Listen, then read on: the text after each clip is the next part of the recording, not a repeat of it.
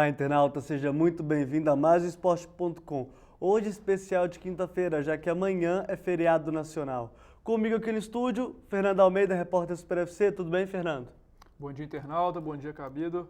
Boa tarde, na verdade, Boa tarde. né? Quase, nós somos boa noite, né? 18 horas. Quase. Vamos falar aqui um pouco dessa 20ª rodada do Campeonato Brasileiro, um pouco do jogo do Atlético que perdeu para o Internacional, um pouco também do jogo do Cruzeiro que venceu a Portuguesa lá em Varginha. E você hoje quer começar falando de quê? Cruzeiro ou de Galo? A gente pode começar o jogo do Cruzeiro, que foi um pouco mais cedo ontem.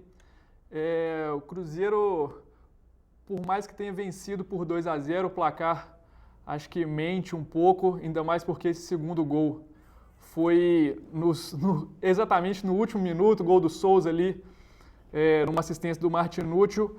O segundo tempo, para quem viu o jogo, viu que o Cruzeiro tomou uma pressão absurda, coisa que não pode tomar sendo um mandante lá em Varginha, mesmo sendo lá em Varginha, não sendo aqui em Belo Horizonte.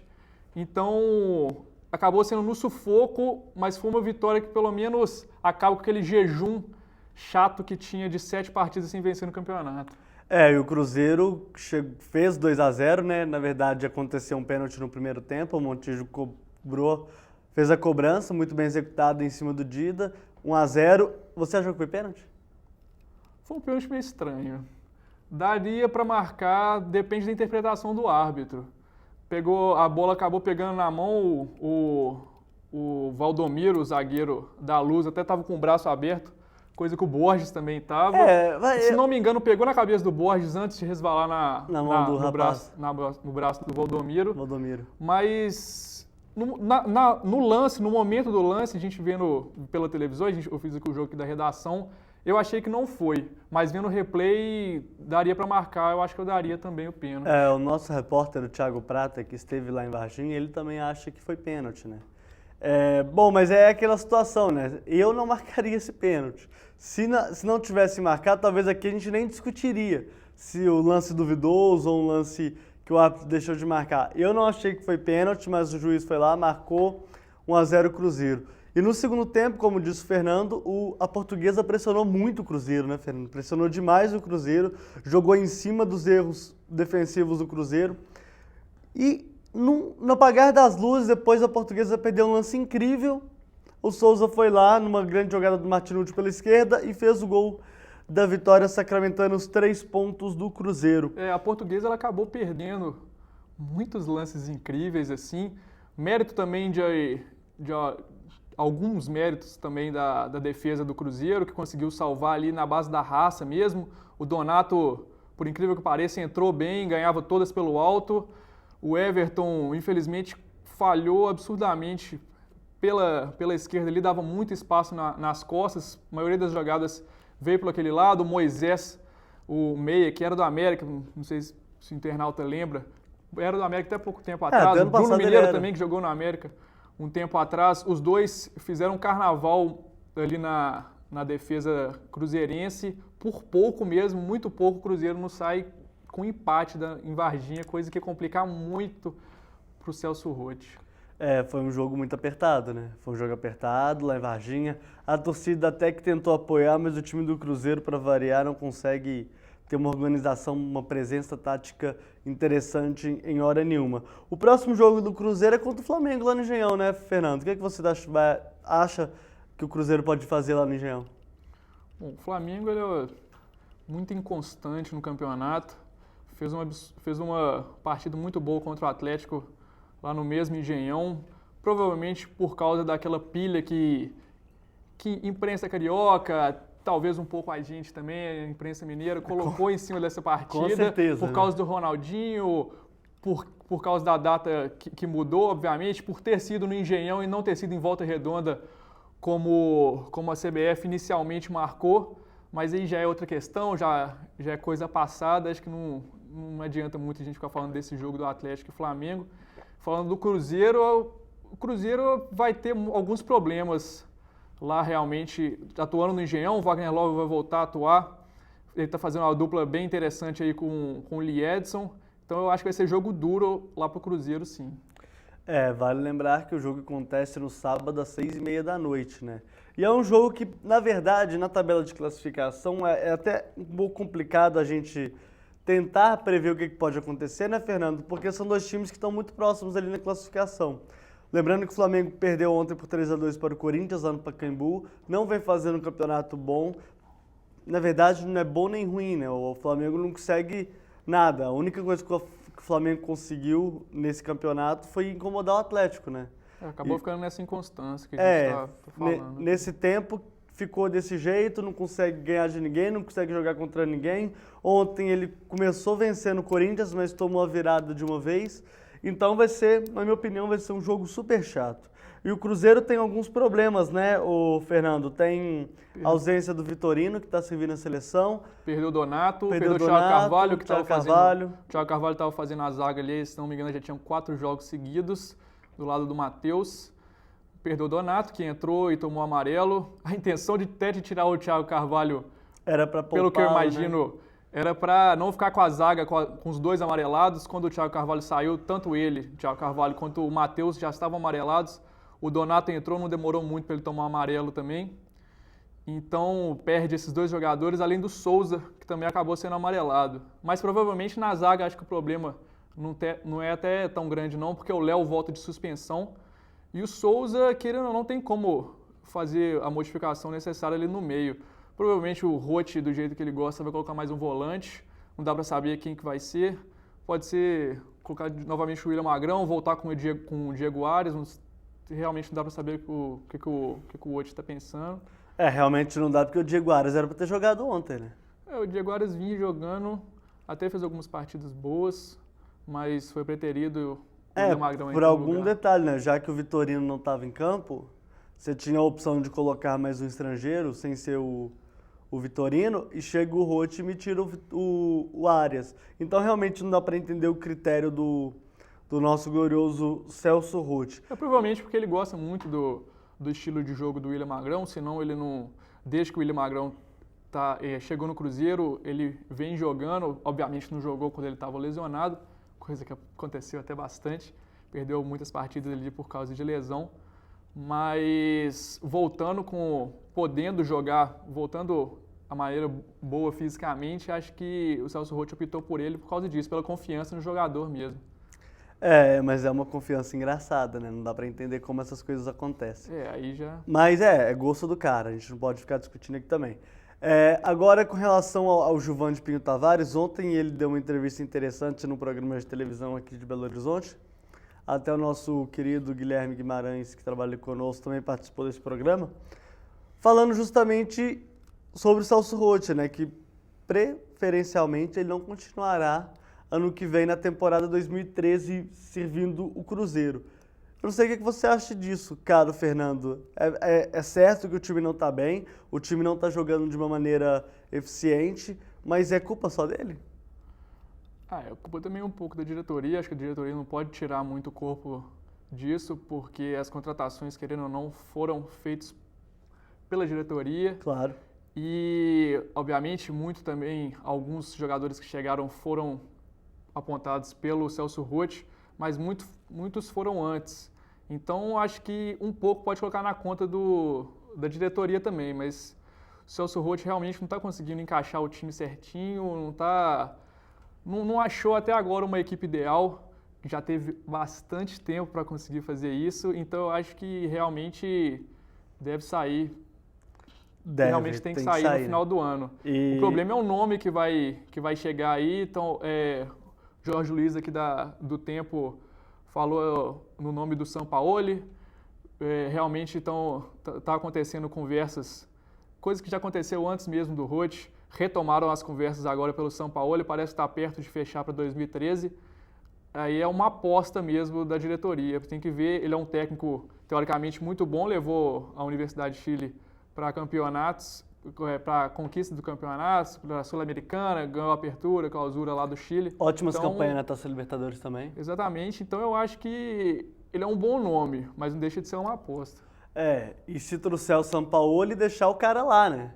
Não é simplesmente fazer igual fizeram com o Jorge Fossati lá no Internacional, que deixaram um cara lá 3, 4 meses, não deram sequência no trabalho dele e já picaram ele para fora do Beira-Rio, né? Não dá para ficar também trazendo o cara de fora e não apostar no cara. Tem que deixar o cara trabalhar, são novas ideias, novas situações e eu acho que seria um ótimo nome para o Cruzeiro, sim. Eu acho que se for realmente ele o nome, tem que fechar mesmo o mais rapidamente possível, principalmente depois que acabar o Campeonato Brasileiro, para ele ter aquele tempo de pré-temporada, de dar pitaco mesmo em quem que vai ser contratado, nessas coisas para formar a equipe para 2013. Fernando, vamos falar um pouco do Galo? Vamos lá. O Galo ontem jogou lá no Beira-Rio, 3-0 para o Internacional, um jogo até equilibrado no primeiro tempo, mas no segundo tempo a coisa desandou para os alvinegros. Um estádio horroroso aquele do Beira-Rio, né? Eu já falei isso aqui. Tá em reforma, Que né? estádio é aquele, cara? Não joga lá não, moçada, por favor. Que jogo horroroso que foi.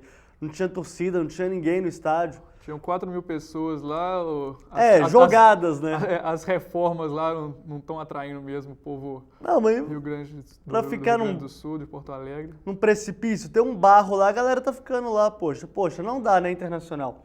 Mas enfim, Internacional não tem nada a ver com isso. Foram 7 desfalques ontem, desfalques importantíssimos.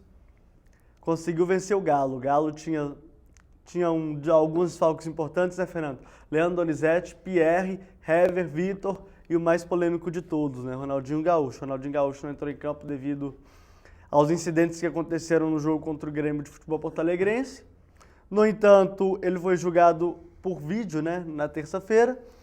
Julgado e punido, tomou um jogo. Agora, o que eu realmente não entendi desse jogo, sinceramente, foi a posição da parte judiciária, que cuida da parte judiciária do Atlético, né?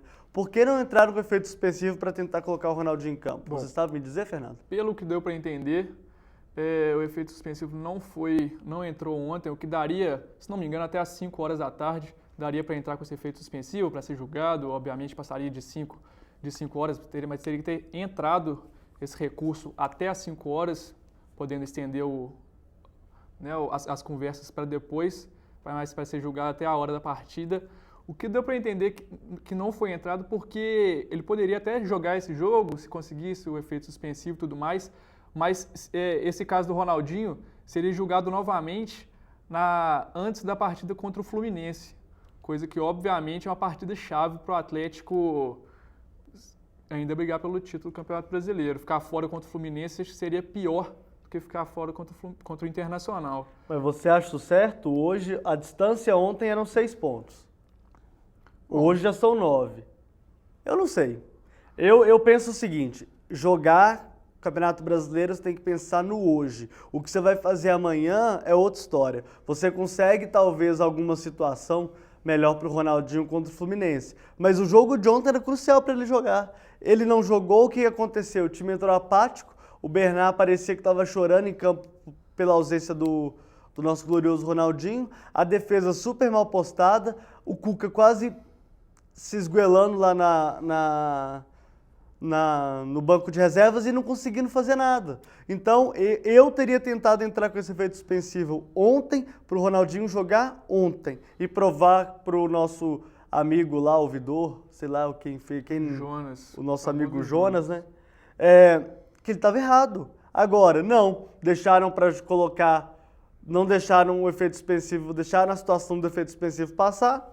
O Galo jogou, aliás, não jogou, né? Ele apenas entrou em campo em corpo, mas a alma dele estava em outro lugar, tomou um sacode do Internacional, que realmente, a gente tem que deixar claro algumas situações aqui, né, Fernando? Você analisando o plantel do Internacional e o plantel do Atlético, o plantel do Internacional é sensacional, né? Bom, é muito bom também, você pegar o banco do Internacional ontem, era um banco meio bizarro também, com muitos meninos ali da base, tiveram que acionar também um moleque da base, que foi da base do Galo também, o Fred, saiu até a contragosto do Calil, na época ele reclamou até na imprensa mineira aqui, obviamente repercutiu na Nacional e tudo mais, foi um dos que marcou um dos 3 gols ontem, mas eu acho que essa questão de plantel, o Atlético também tem um plantel muito bom. Se pegar que o Guilherme, custou, aquela fortuna que ele custou, se não me engano, 17 milhões. Ou investiram de errado reais. essa grana, né? Aí já é outra questão.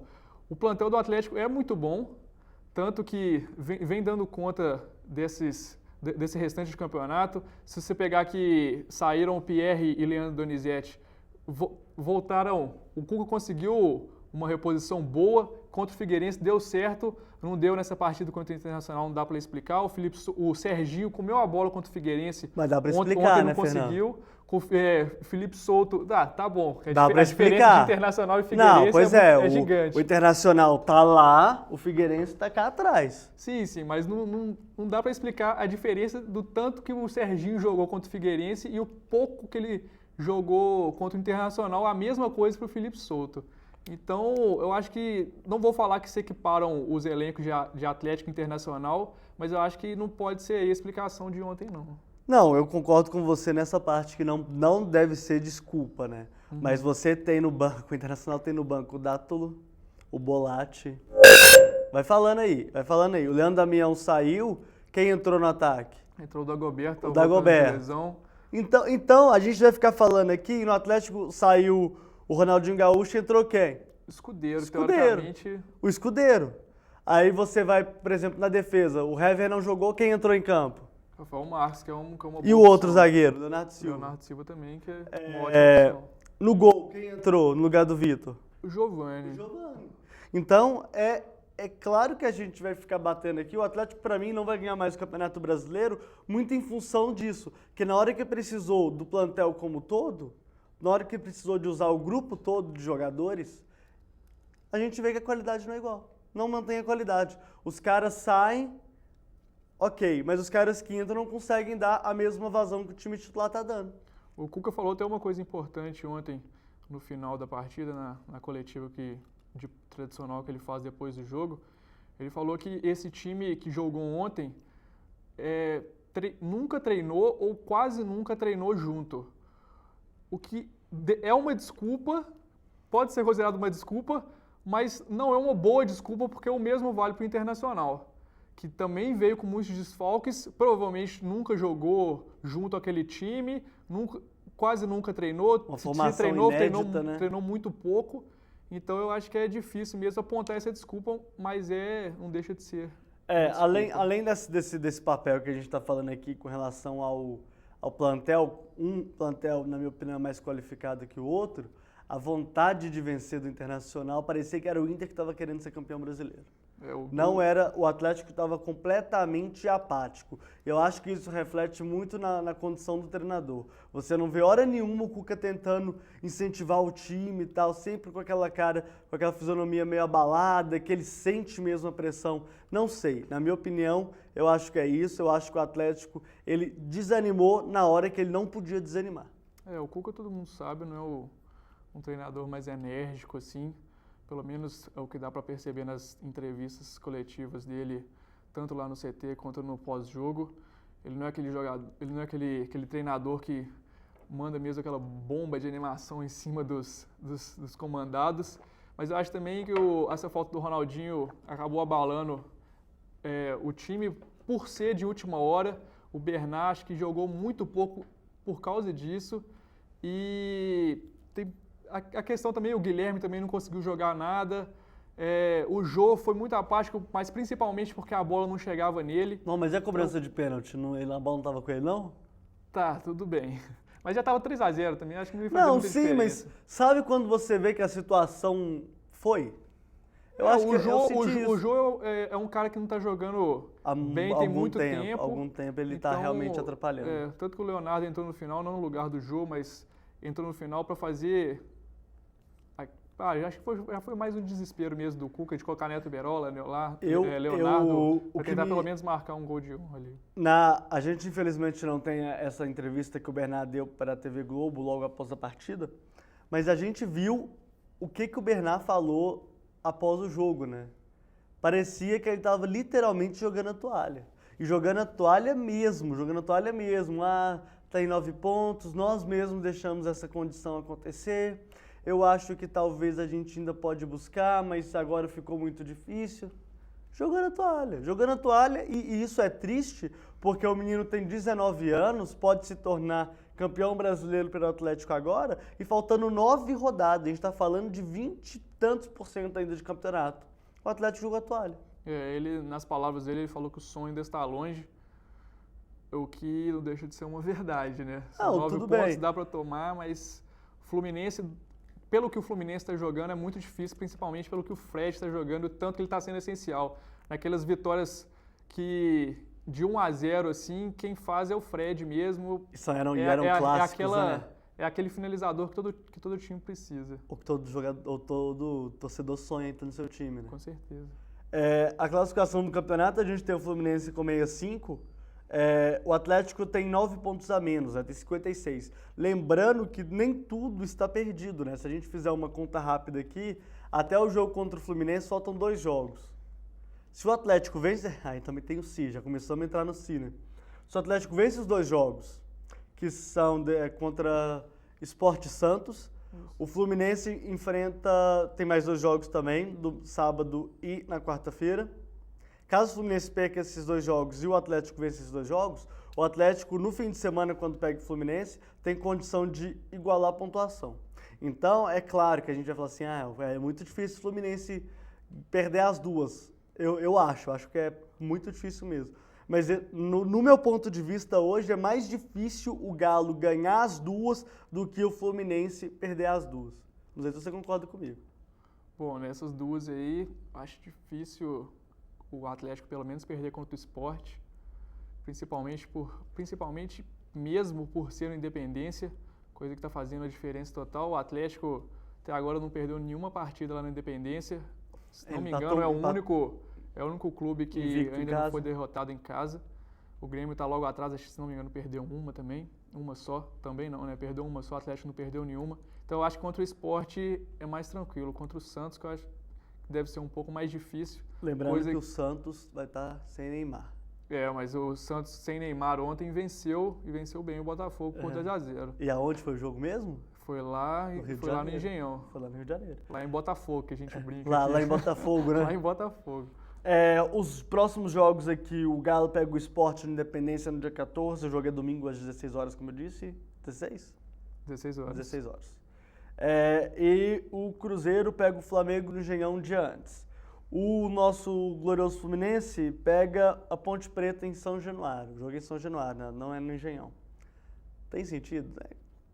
Aí também a gente... Tem sentido se pegar o que a CBF usou para mudar o dia de Flamengo e Atlético. Faz todo sentido. Não, faz todo sentido. Não estou falando nem onde que é o jogo. É contra quem o Fluminense pega. O Fluminense pega a Ponte.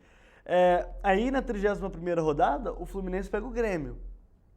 Aí sim vai ser um jogo, pelo menos, empate. Acho que daria pro Atlético sonhar aí. Seria bom pro Galo, né? Mas o jogo é onde? No Engenhão. Pois é, mas acho que ainda dá um empate aí, dá pro... E o Galo joga no mesmo minuto contra o Santos, lá na Vila. Exatamente, mudou o jogo pra Vila, seria no Pacaembu, o Santos estava mandando alguns jogos no Pacaembu. Tá uma confusão danada. Aí resolveu realmente voltar pra Vila Belmiro, onde o Santos está atuando melhor. Aí vem o Josias, me manda recado aqui também, falando pra gente trabalhar bem aqui. Valeu, Josias.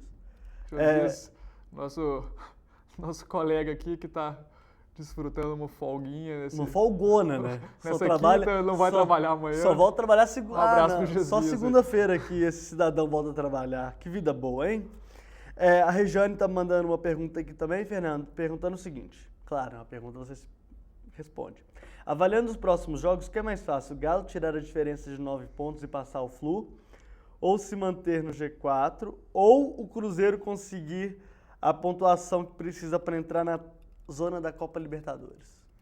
O que é mais fácil desses 3? Nossa, que coisa difícil. O mais difícil é o Cruzeiro chegar na Libertadores, com certeza. Você acha?